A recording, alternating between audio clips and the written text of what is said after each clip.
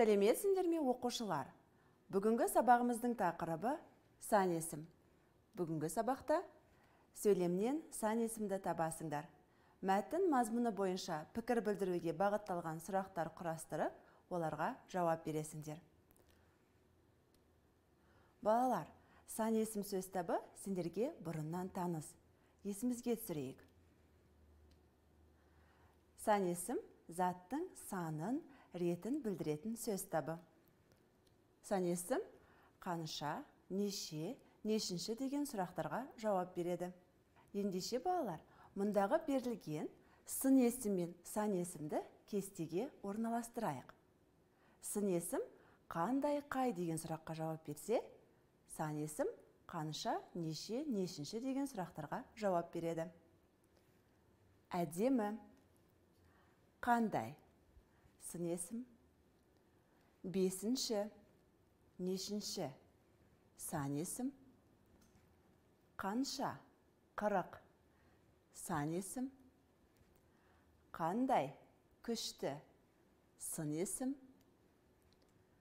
қанша, 15, сан есім, қандай, суық, сын есім, қанша, 90, сан есім, қандай, қызық, сын есім, нешінші, жетінші, сан есім, қандай, биік, сын есім болады. Балалар, сын есім мен сан есімді дұрыс ажыратқандарыңа сенімдімін. Келесі мәтініміз су деп аталады. Мәтінді оқимын, мұқият тыңдаңдар. Күн төбеңді тесердей шақырайып тұр. Асан үйінен шығып, малды ауылдағы атасыныкіне беттеді. Демалыс кезінде атасына барып, сәлем бермекші. Орта жолға жетпей-ақ шөлдей бастады. Бекер қуырдақ жеген екенмін, деп ойлап келеді. Әбден шөл қысқанда ерні кезеріп, тамсанып қояды. Шіркін, бір ұрттам су болса ғой. Кенет ойына жолда кездесетін бұлақ түсті. Жалғыз аяқ жолмен соған қарай бұрылды. Міне, аңсаған бұлаққа да жетті. Қолын жуып жіберіп, уыстап су іше бастады. Тап-таза, мөп-мөлдір су ерекше тәтті сияқты көрінді. Шөлдегенде ішкен судың дәмділігіне ештеңе жетпес. Неткен рақат. Балалар, мәтін мазмұны бойынша сұрақтарға жауап беріңдерші. Асан қайда бармақшы болды? Асан ауылдағы атасына бармақшы болды. Жолда не кездесті? Жолда бұлақ кездесті. Бұлақтың суы қандай? Бұлақтың суы тап-таза, мөп-мөлдір, ерекше тәтті. Бұлақтың суы неліктен ерекше тәтті болды? Шөлдегенде ішкен судың дәмділігіне ештеңе жетпейді. Табиғаттың ең айбынды құбылыстарының бірі, сарқырама суға адамзаттың қызығушылығы ешқашан азайған емес. Биіктен көбіктене құлаған су ағынының жан-жаққа шашыраған кристалдай таза тамшыларының еш жерде қайталанбас сұлулығына көз тоймайды. Сағаттап қарай бергім келеді. Қазақстандағы Жоңғар алатауының территориясында орналасқан Бұрхан бұлақ сарқырамасы қуаттылығымен және әдемілігімен танымал болған. Маңайдағы мұздақтардан ағып келетін ірілі-кішілі көптеген жылғалар құлама жарға қарай өршелене ұмтылған үлкен бір ағым болып біргетте, орасан зор биіктіктен төмен қарай құлайды. Құлаған кезде қарқынын одан сайын жоғарылатқан су ағыны төмендегі босаға тастарға тарсылдай соғылады. Су шашырандысында пайда болатын кішкентай кемпір қосақтар күн сәулесімен құбылып ұшқын атады. Балалар, келесі тапсырмаға назар аударыңдар. Сөз құрамындағы сандарды сөзбен жазып, сөздерді қайта оқиық. Кекілік, алты бақан, желтоқсан, Күшік. Түбір. Жетік.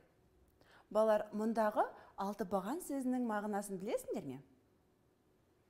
Алты бақан қазақтың ұлттық ойыны. Ендеше алты бақан туралы бейнематериалға назар аударыңдар. 1, 2, 3, 4, 5, 6. Алты бақан. Я. Өйткені оның алты бақаны бар. Бақан деген не дейсіңдер ме? Бабаларымыз ұзын, мықты ағашты бақан деген. Міне, осында да мықты. Бәрімізді көтереді.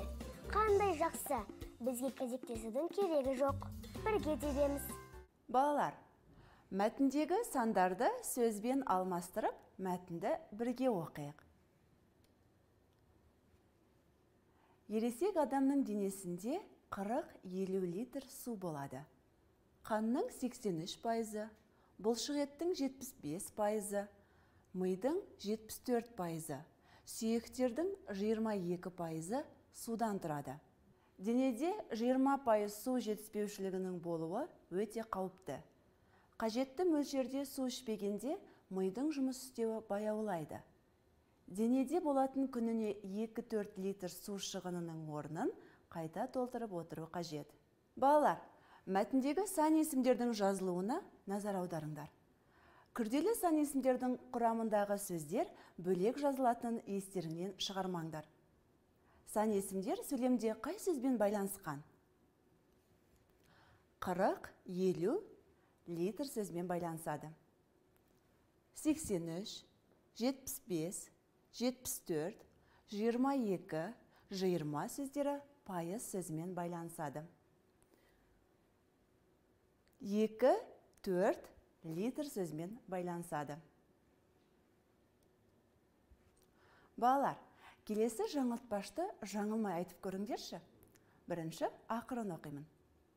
Арқада 6 арқар бар, қырқада 40 арқар бар, 40 арқарда қарт арқар бар, 6 арқарда марқ арқар бар.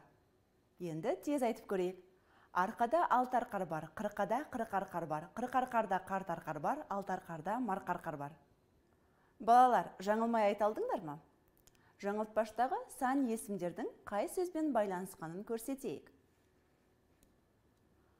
6 арқар, 40 арқар, 40 арқарда, 6 арқарда сөздермен байланысқан. Келесі тапсырмада сөз жұмбақ берілген. Сөз жұмбақты бірге шешейік. Бірінші, 2 деген не? Сан. Екінші, 1 минутта неше секунд бар? 60. Келесі, 5 сөзіне сұрақ қой. Қанша? Үшінші сөзіне сұрақ қой. Нешінші? 5 пен 3 сандарының қосындысы 8-ге тең. Келесі, қасиетті сан 7. Жау жүрек 1000 бала. Жарайсыңдар балалар. Сабағымызды қорытындылайық. Бүгінгі сабақта сендер сөйлемнен сан есімді таптыңдар. Мәтін мазмұны бойынша пікір білдіруге бағытталған сұрақтар құрастырып, оларға жауап бердіңдер. Бүгінгі сабағымыз аяқталды. Сау болыңдар.